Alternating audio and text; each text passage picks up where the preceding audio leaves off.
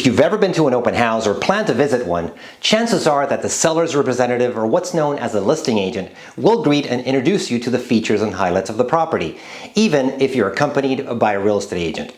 Now, as a potential home buyer, it's important to let the listing agent know in advance whether you have an established working relationship with a real estate agent. The question is, why isn't that agent present there with you during the visit? Time and time again, I ask myself this question. If the listing agent is committed to the promises made to a seller, devoting the time and effort more often than not on weekends, away from family or leisure, why is it that some buyer's agents think it's okay to take a backseat and let others do their job? A good buyer's agent, on the other hand, will always notify a listing agent of their client's information ahead of time, or have a colleague accompany them if they can't make it. This sign of respect alone helps build rapport with the listing agent and opens the door to better communication in the event you want to make an offer.